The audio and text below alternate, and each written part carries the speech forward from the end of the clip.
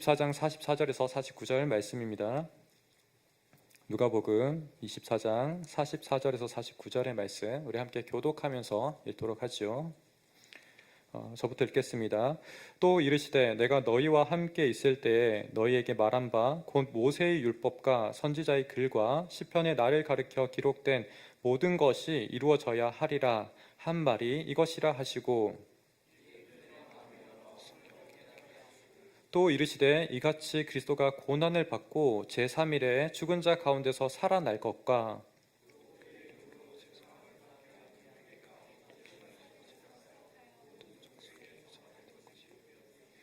너희는 이 모든 일의 증인이라. 볼지어다 내가 내 아버지께서 약속하신 것을 너에게 보내리니 너희는 위로부터 능력으로 입혀질 때까지 이 성에 머물라 하시니라. 아멘. 우리 옆에 있는 지체들 함께 바라보면서 사랑합니다, 축복합니다 라는 인사로 같이 환영하고 또 축복하겠습니다. 사랑합니다, 축복합니다. 네, 진정으로 여러분들의 삶의 자리 가운데 또 예배 자리 가운데 주님의 만나심과 또 어루만지심이 함께하기를 축복합니다. 이 시간 우리가 증인이라는 제목으로 함께 말씀을 나누기 소원합니다. 성경에서는 이 증인이라는 이 단어가 굉장히 독특한 단어예요. 조금 더 차후에 이 증인에 대한 이야기를 더 자세하게 나누겠지만 1차적인 이 의미는 법정적인 의미에서 출발합니다. 그런데 누가는 이 법정적인 용어를 우리로 하여금 복음 전파에 향하는 이 말씀으로 같이 연결 짓고 있다는 거예요. 특별히 우리가 10월 29일 사랑과 은혜의 날을 초청하는 그 자리 가운데 전도하고 또 믿지 않는 사람들, 복음을 알지 못한 사람들을 초청하는 자리로 우리가 준비할 것입니다. 그 가운데서 우리가 이 말씀을 함께 살피기 원하고, 그 가운데 무엇보다도 우리부터 어떠한 마음으로 나아가야 되는지 이 증인이라는 주제를 통해서 함께 살펴보기 원합니다. 앞서 말한 것처럼 우리가 이전에는 뉴시티 교리 문답을 통해서 계속해서 성경의 전반적인 교리가 어떻게 형성되고 있는지, 어떻게 우리가 진리된 그 말씀들이 균형적으로 있는지를 살펴보았는데, 한 7주간 조금 멈춰서 우리가 전도의 날을 향해서 계속해서 복음과 또 우리가 어떻게 전해야 되는지 전도자의 그 마음으로 우리가 함께 말씀을 살펴보기 소원합니다. 그래서 29일까지 포함하면 7주 기간이 될 것 같습니다. 그래서 그 시간에 첫 번째로 우리가 오늘 증인에 대한 주제를 나누기 원합니다. 24장 우리가 살펴보게 되면은 예수님의 부활이 24장에 가장 초점되어 있음을 보게 됩니다. 24장 그 이후로는 누가복음이 마치게 되죠. 어떤 장면으로 마치게 되나요? 가장 끝에 보게 되면 예수님의 부활하시고 하늘로 올려가시는 그 모습으로 마치게 됩니다. 한편 이 땅에 남아있는 성도는 어떠한 모습으로 남아있냐면 성전 가운데 모여서 함께 찬양하는 모습으로, 예배하는 모습으로 남겨져 있습니다. 그러나 이것은 누가복음의 진정한 끝이라고 할 수는 없습니다. 사도행전을 넘어가게 되면 많은 이 제자들이 다시 한번 성령을 받아서 증인된 삶으로 나아가는 그 측면에서 이 누가복음과 한편으로는 사도행전을 읽는 가장 중요한 키워드가 증인이라고 할 수 있을 것 같아요. 한편 우리가 이 제자들의 삶을 보는 가운데 증인이라 했을 때 결국은 예수님에 대한 증언하는 삶, 그 삶이 참으로 중요하다는 것을 다시 한번 보게 됩니다. 그러나 우리가 이 증인으로 살아가는 그 삶 속에서 처음부터 우리가 예수님을 증언하고 이야기하는 것은 쉽지 않겠죠. 우리에게 늘 그렇게 먼저 우선되는 것, 먼저 선행되어야 되는 것은 복음이 우리에게 선행되어야만 합니다. 다르게 말하자면 우리가 증인으로 살아갈 수 있는 힘이 없는데 증인이 되어라 라고 말할 수는 없는 것이죠. 그렇기 때문에 우리가 이 말씀과 관련했을 때 특별히 우리의 마음을 향하고 있다라고 이야기할 수 있습니다. 우리의 마음으로부터 이 증인됨, 그것에 대한 절절한 동의가 있지 않고서는 할 수 없는 것이겠죠. 그렇게 더욱더 하나님의 은혜가 필요한 부분이라고 우리가 말할 수 있겠습니다. 이런 부분에서 우리가 첫 번째 교훈을 나누자면 깨닫지 못하는 마음에 주님께서 찾아오신다는 겁니다. 우리 다시 한번 읽어보죠. 시작. 깨닫지 못하는 마음에 주님께서 찾아오십니다. 누가복음 24장 44절에서 45절의 말씀을 보면 제가 읽어드릴게요. 화면에는 없습니다. 또 이르시되 내가 너희와 함께 있을 때에 너희에게 말한 바 곧 모세의 율법과 선지자의 글과 시편에 나를 가르쳐 기록된 모든 것이 이루어져야 하리라 한 말이 이것이라 하시고, 이에 그들의 마음을 열어 성경을 깨닫게 하시고. 네, 화면에 있었네요. 네, 미안합니다. 좀 착오가 있었네요. 네. 어쨌든 저 말씀을 보게 되면 우리의 마음을 열어서 깨닫게 해주셨다는 거예요. 저 부분이 참 너무나 중요한 거죠. 이 사람들이 지금 이전까지 예수님을 몰랐던 사람 아닙니다. 계속해서 따라왔고 3년간 함께 신실하게 동고동락했던 그 제자들의 모습이 있습니다. 하지만 이 사람들에게 여전히 필요했던 것은 무엇이냐면 그 말씀을 열어서 깨닫게 하시는 주님의 은혜가 필요했다는 것을 보게 됩니다. 우리 누가복음 24장 조금 앞부분부터 보게 되면 이 부활의 첫 증인부터 나타나게 되는데요. 놀랍게도 그 첫 증인부터 그리고 마지막 제자들, 수많은 무리들까지 이어지기까지 모든 사람들의 그 공통점은 예수님의 이 부활을 처음에 받아들이지 못했다는 거예요. 이게 굉장히 우리에게 한편으로는 충격적이고 이해할 수 없는 사건으로 다가옵니다. 24장 1절 말씀 한번 같이 보죠. 여기에 보게 되면 안식 후 첫날 이제 부활절, 그러니까 우리가 오늘 주일로 경험하는 우리가 기념해서 지키는 그 부활의 첫날이 이제 시작되어요. 안식일은 그 말 그대로 모든 것을 그치고 쉬는 날입니다. 그렇기 때문에 유대인들이 전혀 이렇게 뭔가 활동할 수 있는 게 아니었어요. 예수님 비록 십자가에 내리시고 이렇게 무덤 가운데 안치했지만 예수님의 몸을 닦거나 정갈하게 이렇게 준비할 수 있는 전혀 여력이 없었던 거죠. 그래서 긴급하게 이렇게 넣어놓기만 하고 안식일을 보내고 그 모든 것들을 마친 다음에 주일 첫 새벽에 이제 여인들이 나아갔던 거예요. 예수님 몸을, 상처 입은 그 몸을 닦아내고 향품을 넣어드리기 위해서 그렇게 나아왔습니다. 근데 이 여인들이 정말 신실했던 그 여인들인데 한편으로는 무덤가에 봤을 때 예수님의 그 부활을 전혀 예측하지 못했던 모습을 보게 됩니다. 천사들이 만나고 또 예수님의 그 세마포만 남아있는 그 모습을 보고 굉장히 당혹스러워하는 모습을 보게 되죠. 그 가운데 천사들이 뭐라고 이야기하냐면 갈릴리에 계실 때 너에게 어떻게 말씀하셨는지 기억하라라고 이야기해요. 기억하라. 그러니까 사실 예수님께서는 이 여인들을 만났을 때 또 제자들을 만났을 때 늘 이 부활에 대한 이야기를 하셨다라는 것을 우리가 기억할 수 있습니다.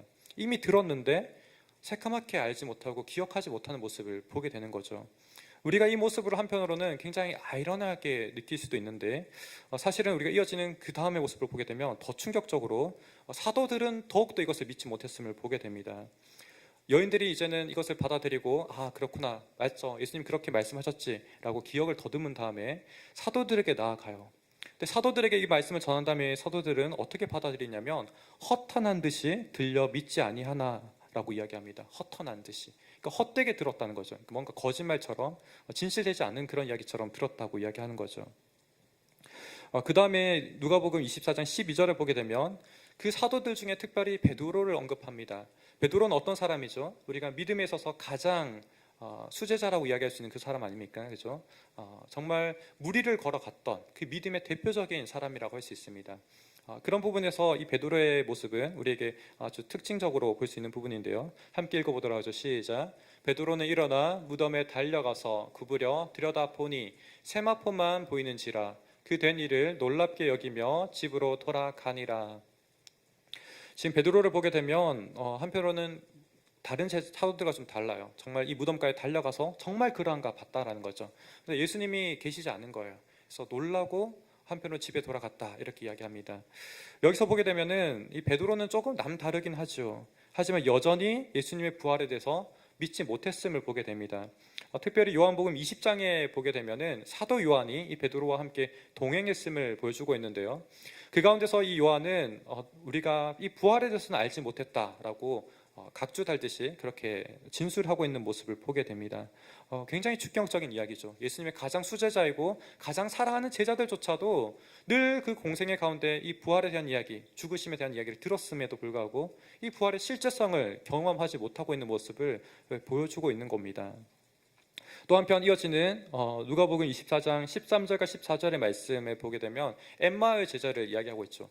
예루살렘에서부터 이제 다른 엠마오라는 그 지역으로 가고 있는 두 제자를 그리고 있어요. 근데 이 제자들 또한 이 예수님의 부활을 믿지 못하고 있는 모습을 보게 됩니다. 그러니까 누가복음 24장에서는 예수님의 부활을 굉장히 주요하게 다루고 있지만 한편으로는 이 계속해서 제자들이 믿지 못했다 이렇게 들려주고 있는 거예요. 이게 한편으로는 우리에게 너무나 이렇게 이상하게 느껴지죠. 근데 사실 우리 또한 동일하다고 볼 수 있습니다.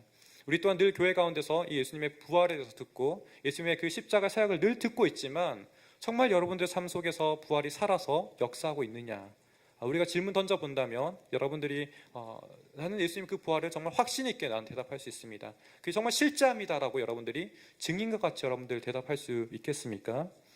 그런 부분에서 어떻게 보면 이 제자들의 모습과 우리의 모습이 사실 크게 다르지 않을 수 있는 거예요. 이게 한편 우리에게 굉장히 뼈아픈 말이고 또 한편 그럴 때 우리가 정말 부활의 실제성을 경험한다면 우리가 한편은 증언자로서 증인으로서 살아간다는 이 측면에서 우리가 더욱더 중요한 주제임을 알게 됩니다.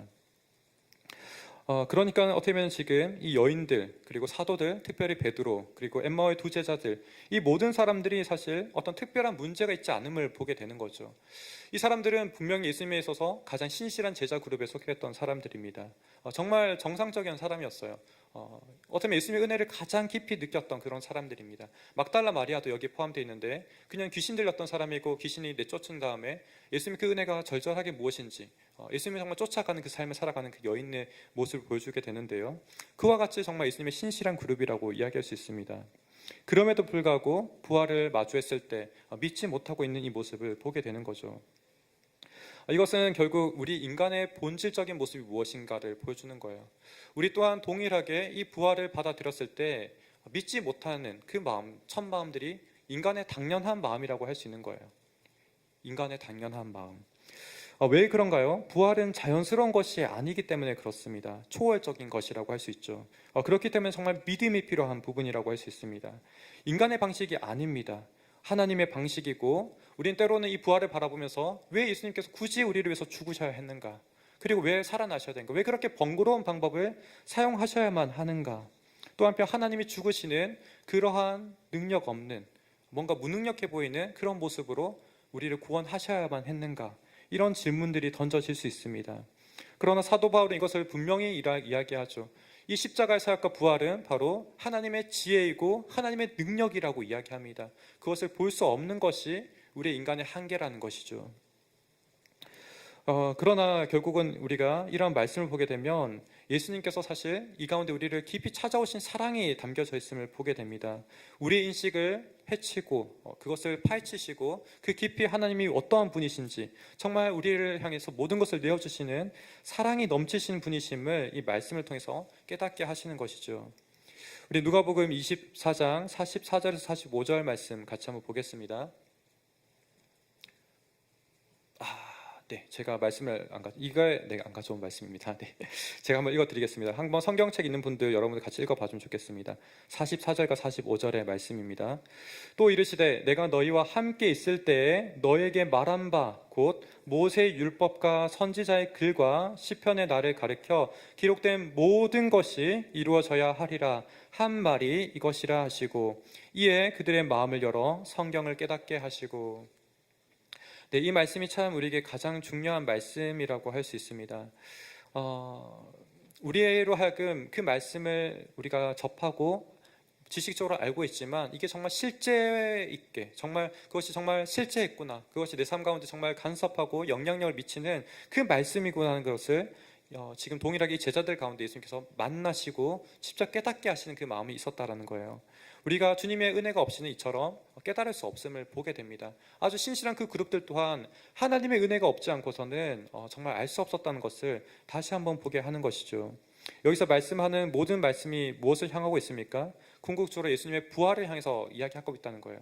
이 부활은 늘 모든 성경 가운데 예견되었던 바고 또한 지금 실제로 이루어졌다는 것을 분명하게 밝히고 있는 겁니다. 어떻게 보면 이 부활을 증거하는 방식들이 사실 우리 오늘 증인의 그 방식과 굉장히 밀접한 부분들이 있습니다. 성경에서 많은 기록들이 어떻게 사실 증거되었나요?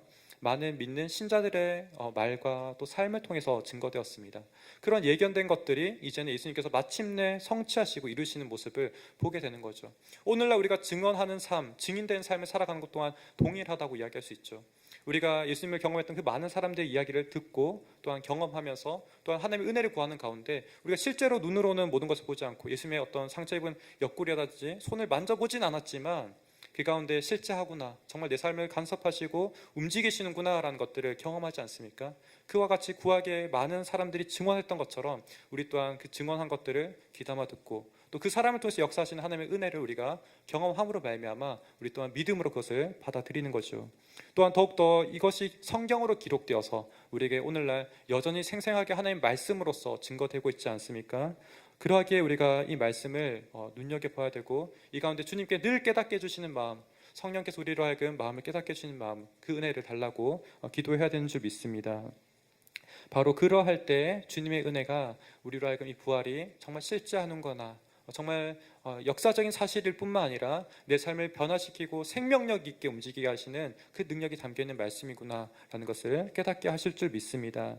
그런 은혜가 또한 여러분들 심령을 터치하시는 그 주님의 은혜가 함께하기를 간절히 축복합니다.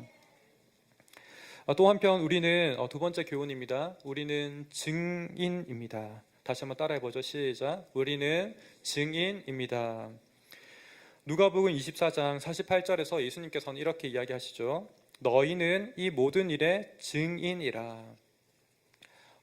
여기서 이제 증인이라고 이야기하는 것은 아까 처음에 이제 설교를 시작할 때 여러분들이 말했던 것처럼 법정적인 용어예요.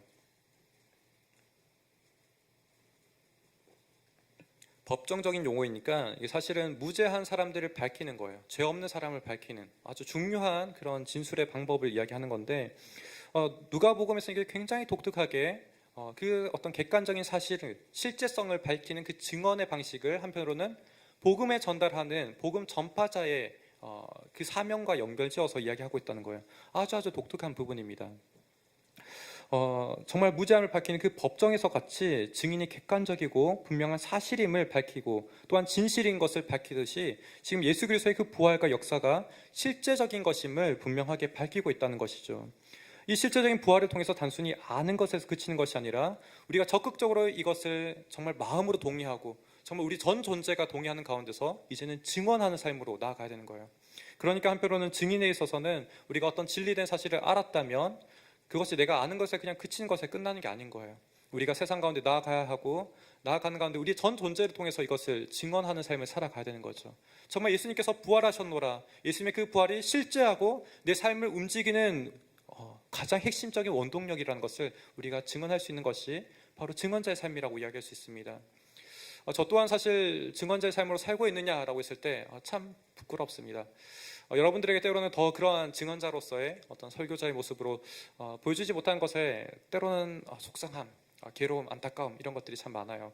근데 한편으로는 우리가 그런 방향을 향해 나아갈 때 또한 주님의 은혜가 그런 방향에서 부어질 때 우리가 진짜 주님의 이 부활이 경험되어지고 또한 여러분들 삶 가운데서 정말 증언자다운 세상 가운데서 어떻게 보면 이 복음을 증거할 수 있는 삶으로 나아갈 수 있는 줄 믿습니다. 왜냐하면 증인이 바로 그와 같은 방식으로 정말 우리 삶을 간섭하고 또 우리의 전 동의를 이끌어내는 가운데 증언하게 이끌기 때문에 그렇습니다. 그렇기 때문에 여러분들에게 계속해서 물어볼 것은 이 부활이 여러분들에게 실제적입니까? 라고 질문할 필요가 있는 거예요. 우리가 예수 그리스도를 의지함으로 우리 삶의 새로운 것을 경험합니다. 또한 정결한 삶으로 나아가게 합니다. 이런 모든 것들이 사실은 부활의 실제성과 사실 연관되어져 있어요. 여러분들이 정말 하나님을 깊이 생각하는 가운데 마음이 뜨거워지고 내 삶을 새롭게 정결하게 하는 그 터치하심이 느껴진다면 그게 바로 부활의 능력이라고 이야기할 수 있습니다. 그런데 우리가 때로는 냉랭한 가운데 느끼지 못한다면 여러분들이 단지 그 부활에 깊이 여러분들이 은혜를 구하고 하나님께 깨닫게 주신 마음들이 그 가운데는 없었다라고 이야기할 수 있겠죠. 중요한 것은 여러분들이 진정으로 이 부활을 향해서 계속해서 하나님께 은혜를 구하고 내 마음 가운데 깨닫게 해주시고 주님의 그 보혈이 정말 내 마음을 터치해 주시고 움직여 주시고 정결하게 해주시기를 간절히 간구하는 마음이 우리에게 늘 필요하다는 거예요. 그러할 때 우리가 아무리 교회에 오래 다녔고 그 연수가 길다 할지라도 그런 것과 무관하게 하나님께서 우리의 마음을 움직이시고 새롭게 하시는 능력들이 그 은혜들이 부어진다라는 것을 우리가 보게 됩니다. 우리가 그렇기 때문에 부활을 너무 문자적으로만 받아들이지 아니하고 정말 여러분들 삶에 생명력 있게 여러분들 삶을 바꾸고 이끌어가는 그 실제성들을 늘 경험할 수 있기를 간절히 다시 한번 축복합니다. 우리의 죽으심과 부활하심의 근거에서 우리는 주님의 그 죽으심과 부활하심의 근거에서 우리의 마음은 늘 새롭게 됩니다. 주님을 향한 그 불타는 사랑이 또한 새로워집니다. 또한 자신이 내어주시기까지 아끼지 아니하시는 그 사랑이 우리에게 다시 한번 모든 것을 만족해 하는 그 은혜를 부어주십니다. 사랑 속에서 우리는 늘 이처럼 새로워지는 것이죠. 주님의 보혈이 우리의 마음을 터치하고 그분의 보혈이 우리의 마음 가운데 떨어지며 우리의 모든 것을 정결케 하고 모든 것을 씻어주시고 새롭게 박동할 수 있도록 인도해 주실 것입니다. 그런 은혜에 여러분들을 내어드리시고 정말 주님 앞에 간절히 은혜를 구한다고 주님의 친밀하심을 내가 깊이 맛보기를 원한다고 늘 간구하십시오. 그러할 때 주님의 이 보혈의 능력이 또 부활의 실제성이 여러분들을 움직이게 하시고 새롭게 하시고 또한 여러분들의 삶의 주변 저변을 또한 증언자의 삶을 살아가는 가운데 함께 약동할 수 있도록 우리를 이끄실 것입니다. 사도행전 1장 8절의 말씀을 한번 보죠. 사도행전 1장 8절 말씀입니다. 같이 한번 읽겠습니다. 시작. 오직 성령이 너에게 임하시면 너희가 권능을 받고 예루살렘과 온 유대와 사마리아와 땅끝까지 이르러 내 증인이 되리라 하시니라. 누가복음에서 증인이 되리라 이야기하셨던 부분이 사도행전 1장 8절을 넘어가게 되면 마침내 마태복음 28장 19절 20절의 말씀과 같이 온 민족에 나아가서 제자 삼아 성부와 성자와 성령의 이름으로 세례를 주고 그 모든 것을 가르쳐 지키게 하라는 그 대임 명령과 같은 이 복음 전파의 말씀을 다시 한번 주는 것을 보게 됩니다. 그러니까 증언자는 다시 한번 우리가 이 부활에 대한 실제성을 내가 절감하는 것뿐만 아니라 복음 전달자의 삶으로 살아가는 것을 동시적으로 이야기하는 거예요. 우리를 새롭게 할 뿐만 아니라 우리 또한 이 복음 전달자의 삶을 함께 살아가게 하는 동시적으로 이루어진 거죠. 내가 공감함과 동시에 그것을 나 혼자 정말 가지고 소유하는 것을 견딜 수 없어서 우리가 너무 좋은 것들은 때로는 나 혼자 누리지 아니하고 정말 퍼뜨리고 이야기할 수밖에 없잖아요. 그죠? 이게 너무 좋았어. 이게 너무너무 좋았어. 꼭 가봐. 여기 꼭 가봐. 막 이렇게 친구들한테 이야기하잖아요. 그죠? 그와 같이 이 부활의 생명과 능력은 우리만 알기에 너무나 고귀한 것이고 우리의 모든 삶을 살리는 가장 핵심적인 거기 때문에 견딜 수 없는 그 은혜가 우리를 덮쳐오고 우리를 새롭게 하는 것입니다. 그렇기 때문에 우리가 온 땅 가운데, 온 열방 가운데 땅 끝까지 이르러서 우리가 증인되게 하는 삶을 이끌어내는 것이 바로 이 복음의 또 이 부활의 실체성이라고 이야기할 수 있겠습니다. 사도행전 3장 15절의 말씀을 한번 보죠. 같이 읽겠습니다. 시작. 생명의 주를 죽였도다. 그러나 하나님이 죽은 자 가운데서 그를 살리셨으니 우리가 이 일의 증인이라. 다시 한번 증인의 말을 사도들의 말, 예수님의 제자들의 말을 통해서 언급되고 있습니다. 이 당시 가운데 아주 박해가 심했던 상황이었고 말을 하지 못하도록 그들 입을 막는 권력자들의 그런 움직임들이 있었습니다. 이 가운데서 이 사람들이 담대하게 선포했던 것은 무엇입니까? 생명의 주를 죽였다. 이것은 사실 제자들을 포함하는 그 모든 사람들의 이야기입니다. 예수님을 배신했던 그들의 움직임, 또한 로마 군병들의 예수님을 조롱하고 십자가에 못 박았던 그 모든 행동들, 많은 사람들이 그렇게 손가락질하고 있었던 그 모든 행위들을 가리켜서 우리 모든 사람이 사실 이 생명의 주를 죽였다라는 것들을 진술하고 있는 거죠. 하지만 그 뒤에 무엇이 이어지고 있습니까? 그러나 하나님이 죽은 자 가운데서 그를 살리셨으니, 하나님의 은혜를, 한량없는 그 은혜를 우리 죄인된 사람들에게 한량없이 쏟아 부어주신 것을 다시 한번 이야기하고 있는 거예요.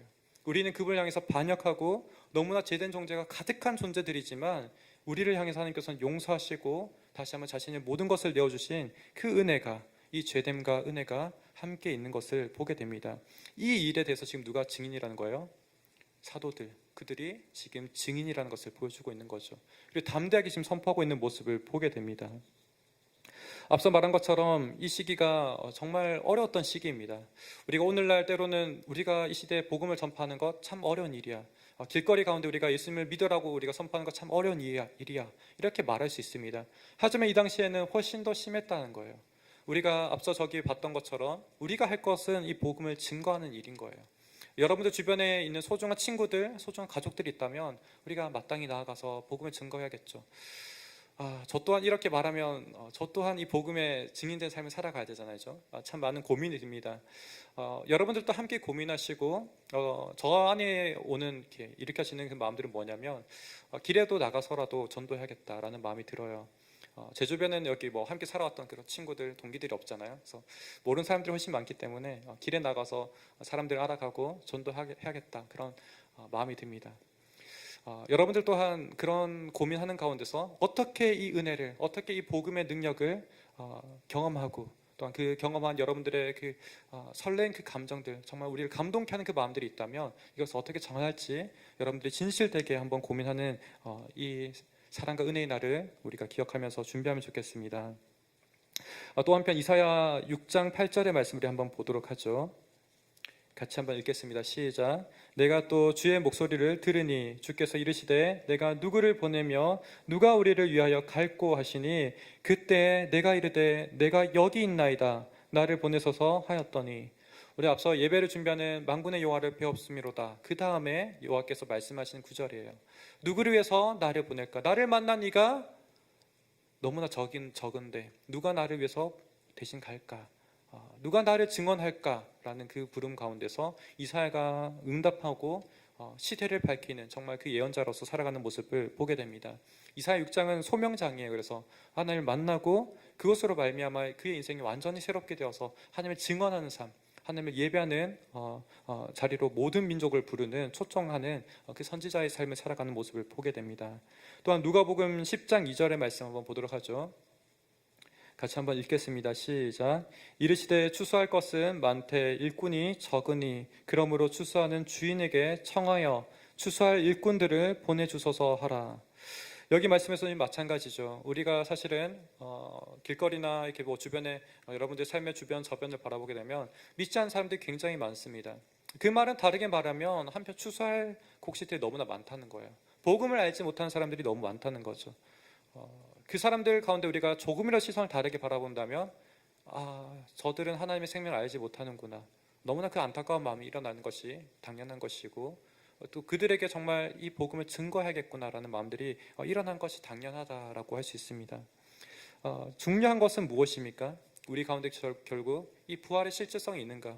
나는 이 부활에서 정말 절감하고 나의 삶의 전 중심에 있는가를 우리가 질문할 수밖에 없는 것이죠.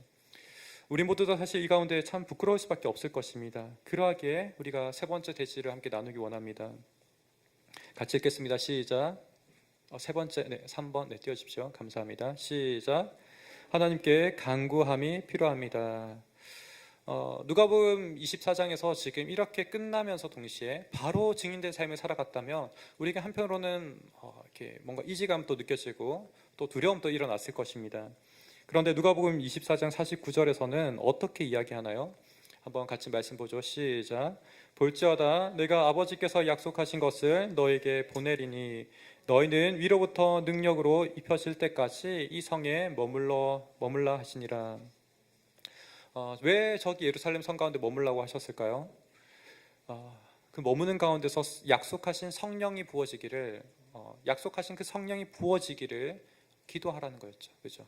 기도하는 가운데 정말 약속하셨던 것처럼 성령이 그들 가운데 부어졌고 완전히 그들의 삶을 새롭게 하실 뿐만 아니라 이 증인된 삶을 살아갈 수 있도록 모든 것을 역사해 주심을 보게 됩니다.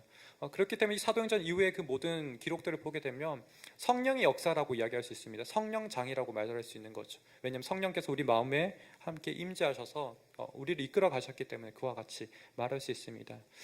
그렇기 때문에 우리에게는 너무나 중요한 것이 기도함입니다. 기도함.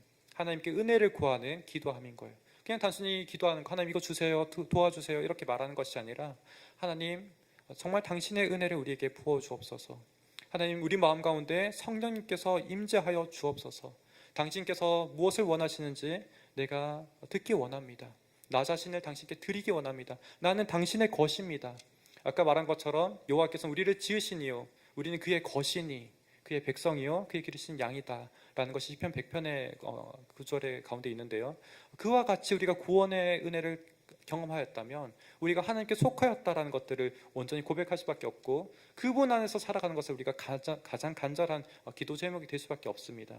여러분들이 정말 하나님의 은혜를 안다면 그 가운데서 이와 같이 하나님 성령이 내 마음 가운데 부어져서 내가 당신께서 원하신 삶대로 살아가기를 간절히 소원합니다. 그렇게 기도한 자리로 우리가 나가기를 소원합니다. 우리 힘으로 할 수 있는 것이 아니기에 우리가 기도가 필요하고 하나님의 은혜가 필요한 것입니다. 하지만 우리가 이것이 또 왜 마땅히 기도해야 될 것입니까? 바로 하나님께서 가장 기뻐하실 사역이기 때문에 그래요. 너무나 독특한 것은 하나님께서 이 복음의 사역 가운데 그분이 계속 이 땅 가운데 임재하셔서 예수님의 그 육신이 임재하셔서 일하신 것이 아니라 우리를 통해서 일하신다는 것이 너무나 한편 놀라운 일인 거예요. 우리가 한편 예수님과 같이 자라가고 성장해 나가면서 정말 하나님의 역사하심, 일하심이 나의 삶 가운데 드러나고 마치 성경에서 기록된 그 말씀과 같이 이 성령의 능력이 무엇이고 이 말씀의 능력이 무엇인지를 우리로 깨닫게 하시기 위해서 그런 은혜를 베푸셨다는 거예요. 하나님께서는 우리와 이렇게 씨름하실 필요가 사실 없죠. 근데 늘 우리의 마음과 씨름하세요. 내가 너희를 알기 원한다. 너희도 나를 알기를 원한다. 그렇게 고백하시고 초청하시는 것이죠. 너희가 증인이라라고 고백하시는 그 자리 가운데서는 우리를 부르심이 있는 거예요. 우리로 하여금 너희는 증인이라고 부르시고 또한 세우시기를 원하시는 하나님의 그 열심이 또한 있는 줄 믿습니다. 우리 또한 그 마음에 함께 응답하고 부응하여서 나아갈 수 있는 우리 모두 되기를 간절히 소원합니다. 그래서 우리가 한편 이 성령을 의지하는 가운데 누가복음 12장 10절과 12절의 말씀을 오늘 말씀을 마치기 원하는데요. 한번 같이 읽어보죠. 시작. 누구든지 말로 인자를 거역하면 사하심을 받으려니와 성령을 모독하는 자는 사하심을 받지 못하리라. 사람이 너희를 회당이나 위정자나 권세 있는 자 앞에 끌고 가거든 어떻게 무엇으로 대답하며 무엇으로 말할까 염려하지 말라. 마땅히 할 말을 성령이 곧 그때에 너에게 가르치시리라 하시니라. 아멘. 사실 이 누가복음 12장은 70인 전도대를 파송하시면서 들려주시는 말씀이에요. 그 가운데서 가장 중요한 것이 지금 성령의 이야기를 하고 있습니다. 여기서 우리가 오해하면 안 되는 것은 무엇이냐면 말로 인자를 거역하는 것과 또 마음으로 성령을 부인하는 것들 이렇게 이야기하는데 우리가 때로는 입술로는 그렇게 할 수 있는데 더 중요한 것은 무엇이냐면 우리 마음이라는 거예요. 그 마음 가운데 정말 성령님을 인정해드리고 그 가운데 여러분들 삶의 주인으로서 받아들이고 나의 삶을 내어드리고 맡기는 것이 있는가라는 것을 묻는 거예요. 우리가 그런 성령님을 늘 무시하고 저 멀리 저 차가운 곳에 내어둔다면 우리 삶을 간섭할 수 없는 거예요. 그렇기 때문에 그 모독하는 자는 사하심 받지 못한다는 너무나 당연한 이치인 거죠. 그분에게 나를 내어드리지 않는데 내가 어떻게 그 은혜를 누릴 수 있겠습니까? 바로 그러한 말을 하고 있는 거예요. 여러분 다시 한번 하나님의 그 은혜의 자리 가운데 성령님의 그 터치하신 가운데 여러분들을 내어드리는 여러분 되시길 다시 한번 축복합니다. 그럴 때 우리가 증언자의 삶을 살아갈 수 있을 뿐만 아니라 또한 우리가 어떠한 권력자나 어떠한 권세자 앞에서도 담대하게 이 복음을 증거하고 하나님의 자녀로 살아갈 수 있는 그 은혜를 부어주신다고 이 말씀 가운데 약속하고 있습니다. 그런 은혜가 그러한 하나님의 함께하심이 여러분 삶 가운데 가득하시기를 다시 한번 축복합니다. 이 시간 우리가 함께 기도하며 나아가기 원합니다. 정말 하나님의 은혜를 다시 한번 우리가 간절히 간구하며 나아가기 원합니다. 우리 삶의 모든 저변 가운데 정말 하나님의 은혜 없이는 설 수 없습니다. 그러하기 때문에 우리가 이 시간 기도하는 것이고 또한 하나님 앞에 겸손하게 간구하는 것입니다. 하나님 이 시간 나의 마음 깊은 내 마음을 들여다보게 하여 주시고 내 마음 깊은 그곳에 있는 동기들을 정말 사람들이 알지 못하고 때로는 나조차도 합리화하면서 속여가는 그 마음의 깊은 저변을 보게 하여 주옵소서. 하나님 그 자리 가운데서는 정말 여전히 내가 주인이고 하나님을 높여드리지 못하고 당신께 나의 주인된 자리를 내어드리지 못하고 있음을 겸손히 고백합니다. 하나님 이 시간 가운데 다시 한번 나 자신으로 살아갈 수 없음을 고백합니다. 나의 삶에 하나님을 뺀다면 내 삶은 존재할 수 없는 것임을 하나님 이 시간 깨닫게 해주시고 다시 한번 더욱더 절박한 마음으로 주님을 찾게 도와주옵소서. 하나님 그러하기에 주님께서 나를 구원하신 그 은혜가 가장 큰 은혜임을 고백합니다. 하나님 이 시간 가운데 다시 한번 은혜를 주셔서 우리로 하여금 주님의 보혈의 은혜로 그 보혈의 핏방울이 우리 마음 가운데 떨어져서 우리를 새롭게 하시고 정결케 하시며 하나님을 향한 불타는 마음들이 새롭게 살아날 수 있도록 인도하여 주옵소서. 이렇게 기도하기 원합니다. 함께